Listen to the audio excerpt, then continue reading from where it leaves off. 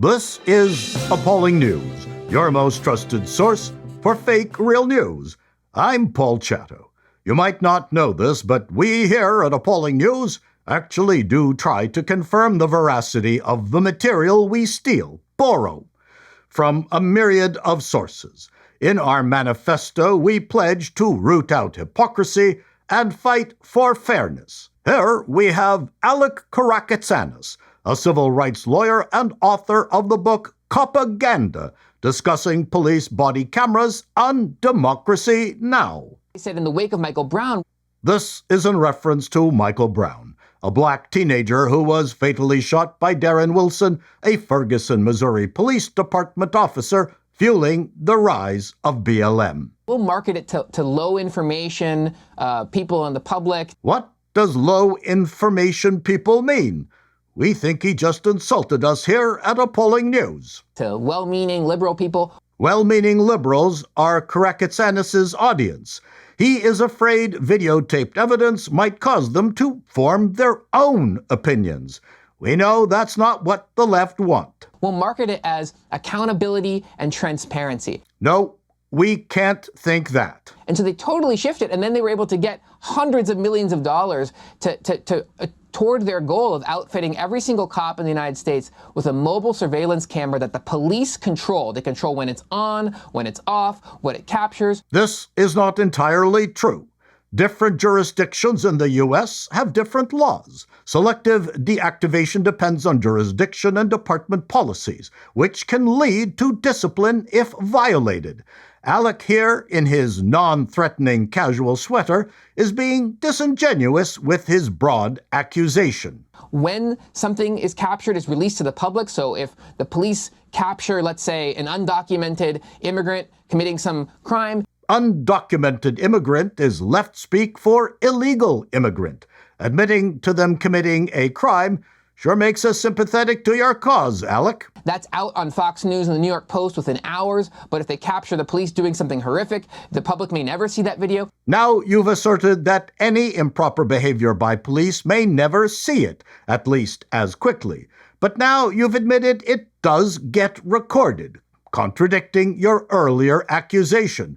Remind us not to hire you in case our dog is taken to the pound. So body cameras are a mirage. And as I write in the Copaganda book, and it's really critical to understand exactly how it happens, not only do they not reduce police violence. Now, Alec, just because you use your hands a lot doesn't make it true, but you are basically correct. However, you are intimating that police are violent. The National Institute of Justice summarized a comprehensive review of around 70 studies, finding no consistent or statistically significant effects on use of force, arrests, or related behaviors. Some individual studies show benefits. There is stronger evidence that body cams reduce civilian complaints against police, often by 10 to 30%. Damn, that's not what you want to hear, is it, Alec? But they have been an essential propaganda tool in convincing so many well-meaning people across our society that the authorities care about police violence, that they want accountability, that they're doing something, right? And it distracts people. Thank you, Alec, for not providing the entire picture once again. It was the ACLU that pushed hardest for police body cams. Police unions initially fought hardest against mandatory implementation until departments reported officers viewing them positively for evidence quality, liability protection, and exoneration in complaints. That last part is what Alec is referring to as propaganda, because restoring trust in the police sounds like a terrible idea. No one wants a police state. But we here at Appalling News must admit we are addicted to YouTube police body cam videos. In more important news, we have this.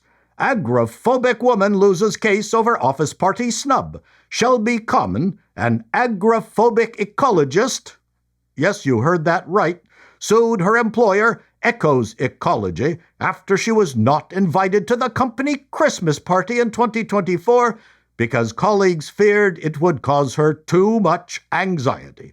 Common was on sick leave from Echoes Ecology in part because of mental health issues. No kidding. and was too overwhelmed to return to work until January 2025.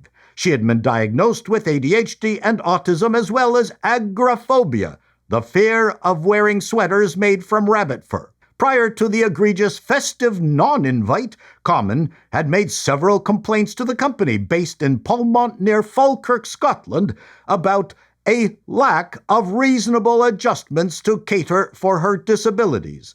We can only imagine what those meetings must have been like. After going on leave in July of 2024, Common requested that she be exempt from team meetings and social gatherings. However, she later said she enjoyed gatherings and was only asking for the choice of whether to attend. It's hard enough to figure out what a woman is thinking at the best of time. Add in assorted mental disorders and the fact that she's an elf LARPer, you might as well give up. She resigned in February of 2025. Judge Peter O'Donnell said the company clearly had the legitimate aim of attempting to avoid causing Common the additional distress of inviting her to an event where it appeared that she did not wish to attend. What we don't understand is, wouldn't suing her employer and facing a tribunal cause her far more anxiety and stress? Here is a tip for Echo's ecology. Don't hire an ecologist who happens to be afraid of leaving home. This is Appalling News, and that's the way it is.